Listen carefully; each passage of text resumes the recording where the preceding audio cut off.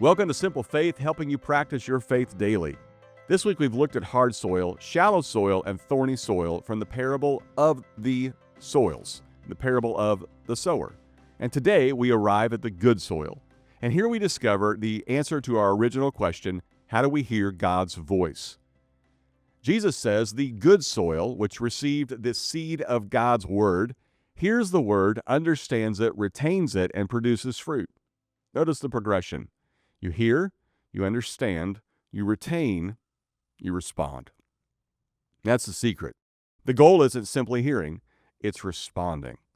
Many people want a new word from God. God often wants obedience to the last word He gave.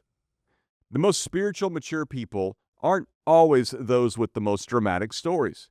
They're the people who consistently respond to what God says. Every act of obedience softens the soil. Every response deepens the roots. Every step of faith creates more fruit.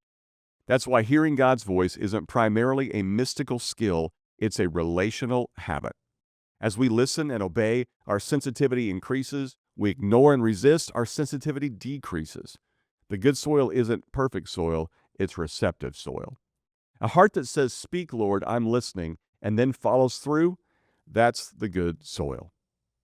So what's one thing God has already been saying to you? Not something new, something you've already heard. Take one step of obedience this week. Each day, we're practicing this spiritual discipline of listening. So what if you end each day with two questions? What did God show me today, and how did I respond? And then write down your answers. Over time, you'll discover that God may be speaking more than you realized. Well, thanks for joining me on Simple Faith, helping you practice your faith daily. This week, we've learned that hearing God's voice isn't primarily about finding a hidden message. It's about cultivating a receptive heart. Because the question isn't whether God is speaking. The question is whether we're listening. Until next time, keep following Jesus one simple step at a time. Keep it simple. We'll see you next week.